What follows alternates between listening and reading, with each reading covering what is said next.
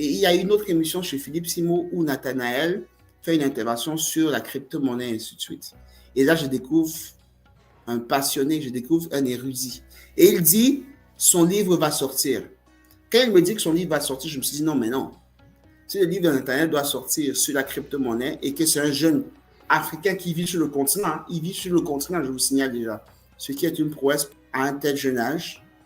Donc le but aujourd'hui, c'est de recevoir notre cher invité pour parler de sujets très importants comme la crypto-monnaie et ainsi de suite, parce que je pense que ça peut révolutionner le continent.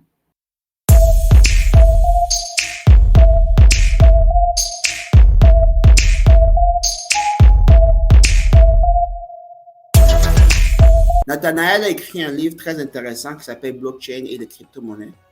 C'est un peu, ça parle beaucoup de liberté financière. Moi, je dois axer aujourd'hui notre interview sur la blockchain, son application certes en termes de crypto-monnaie, mais la blockchain en général. Et comment est-ce qu'un jeune Camerounais est tombé dans ce magnifique, dans cette magnifique escarcelle qu'est la crypto-monnaie. Vous pouvez trouver le livre de Nathanaël déjà sur Amazon à 21 €. Sans plus tarder, je vais ajouter Nathanaël. Il parle comme un dragueur, je vous dis déjà. Mais les filles, n'écoutez pas trop ça. Il faut écouter ce qu'il dit. Pas le dragueur qui fait là. Bonjour, monsieur. Bonjour, monsieur Gabriel Ebanda. Bonjour à toute la communauté Why Not Africa. C'est un plaisir, hein, Gabriel. Alors, c'est un plaisir pour moi aussi. Je suis resté, j'ai pas vu le temps passer, hein. Je pense que tu as parlé pendant plus de 10 minutes là, mais tellement tu as une bonne capacité introductive qu'on ne se rend pas compte que l'introduction donne l'impression d'être le corps du devoir en même temps. Mais j'ai beaucoup apprécié, n'est-ce pas, ton introduction. En gros, tu veux dire que je suis un bavardeur. Ouais. J'ai compris, merci. Non, pas dans ce sens. En fait, ce que j'ai envie de dire, hein, surtout, je vais partager une petite anecdote. Hein. En fait, je ne sais pas si tu as fait voilà, cette épreuve de sport là qu'on faisait au secondaire. Peut-être ta communauté également l'a fait. Cette épreuve de sport où pendant chaque séance là, on pratiquait un nouveau sport, soit oui, bien sûr, je l'ai fait. Voilà, soit le 100 mètres, soit le lancer de poids, soit la corde et tout. Voilà, n'est-ce pas, la course 100 mètres. Et étonnamment, compte tenu, je ne suis pas très grand de taille, hein, je fais 1m80. Mon enseignant de sport avait déjà en mémoire, n'est-ce pas, les potentiels leaders, n'est-ce pas, dans cette discipline de course de 100 mètres. Il se disait, non, bah, je suis sûr que ce petit Orona ou alors ce petit Atangana va encore sortir premier et tout. Mais étonnamment, j'avais une stratégie de décollage sans pareil. Et étonnamment, j'arrive, n'est-ce pas, à sortir premier. Voilà, j'arrive à sortir premier. Et sur la base, justement, de cette épreuve-là, lorsqu'on passe à la séance suivante, on devait faire le saut en hauteur. Tu sais, généralement, les sauts en hauteur, c'est genre, vous mettez en file indienne, chacun passe à son tour et tout. Et en fonction, voilà, en fonction du niveau, en fonction du fait que tout le monde est sauté et tout, on élève un peu le niveau, n'est-ce pas, de la barre. Alors, moi, quand j'arrive à mon tour pour sauter, je devais sauter normalement au même niveau que les autres. Mais étonnamment, à mon tour, monsieur Mandeng, le gars prend la corde, il me dit que non, attention. Le gars qui arrive là, c'est un gars qui a des stratégies très intéressantes. Il m'a montré quelque chose dans le 100 mètres que je ne pourrai jamais oublier. Je pense que pour qu'il ne vous traumatise pas trop, je vais mettre un peu la corde ici à son niveau. Je vais élever le niveau parce que je crois que le niveau que je vais mettre là, il va pouvoir atteindre. Il dit que non, monsieur. Ce que vous voulez faire là, vous voulez me ridiculiser. Est-ce que ça veut dire ça? Non, mais c'est pas parce que j'ai fait preuve d'une performance au 100 mètres qu'aujourd'hui, vous voulez, je sais pas, peut-être c'est une sorte d'Atalakou que vous voulez me faire. Pour ceux qui ne savent pas ce que c'est qu'Atalakou au pays, quand on parle d'Atalakou, c'est, bah voilà, c'est un discours justement pour vanter les mérites d'une certaine personne. Ce n'est pas mauvais en soi, mais c'est un couteau à double tranchant.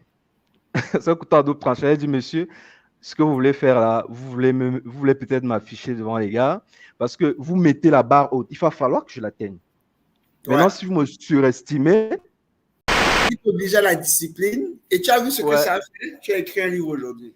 Voilà. C'est vrai qu'on en arrive là. C'est un parcours assez tumultueux, hein, parce que je vais le dire. Merci déjà pour cette présentation. Hein. J'espère que ça va pas... je vais être à la hauteur, n'est-ce pas, de la présentation que tu as faite de moi tout à l'heure, là, Gabriel. Mais très rapidement... C'est grâce à ce monsieur que j'ai décidé de me lancer. J'étais toujours hésitant. C'est investir au pays de Philippe Simon. De Philippe Simon.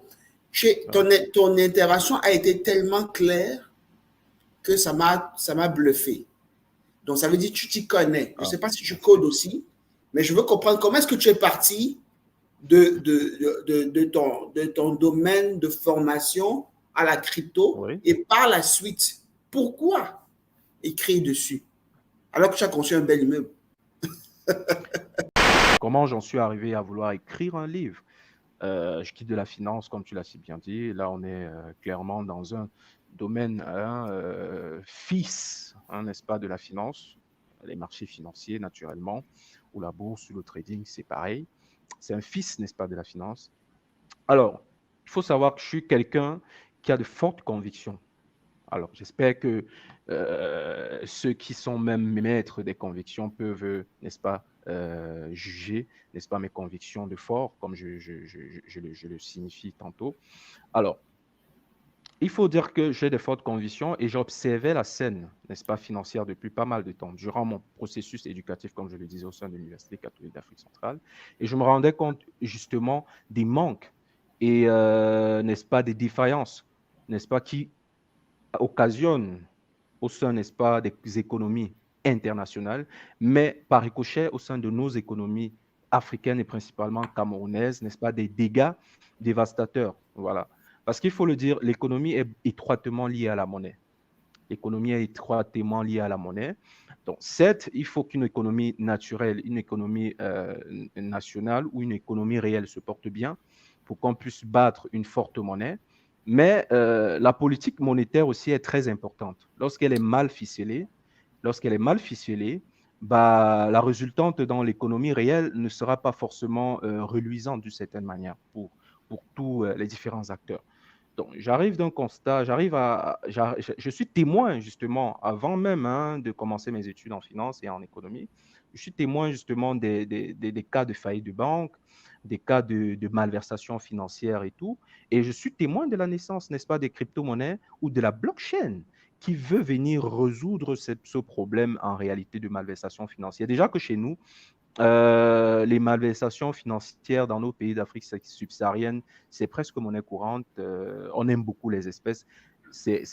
Justement, j'en parle dans mon livre. On a même du mal à devoir passer d'espèces à monnaie fiduciaire parce que justement, les gens préfèrent échanger rapidement de l'argent en espèces et de sorte à ce que ça n'ait pas de traçabilité. Et tout ce méli-mélo, en quelque sorte, fragilise les économies.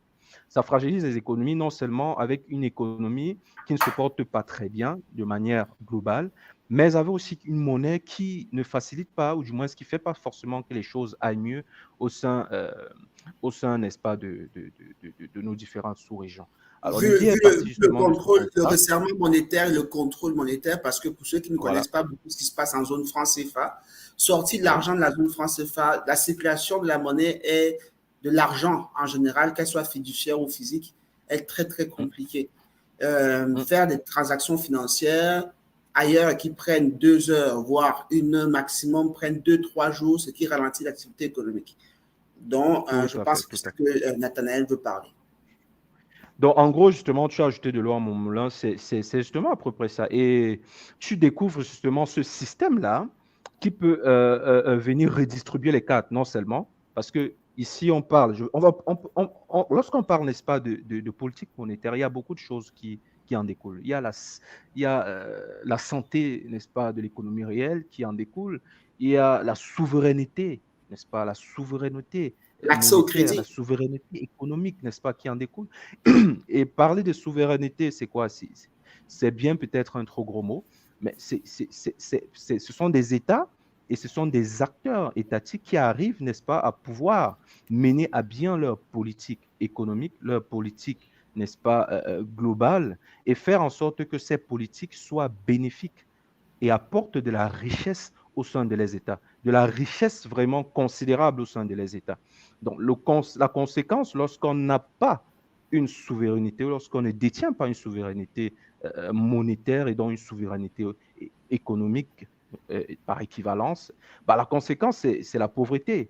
On va tout simplement se classer progressivement parmi les pays pauvres et très endettés, tout simplement parce que on n'arrive pas à suffisamment créer la richesse au sein de nos différents États.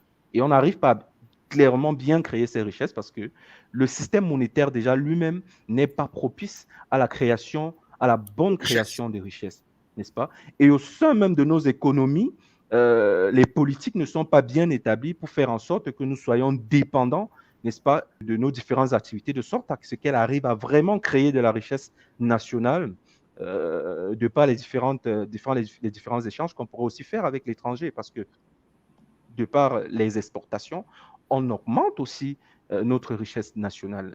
Donc, comment avec ce constat, tu arrives à la crypto-monnaie?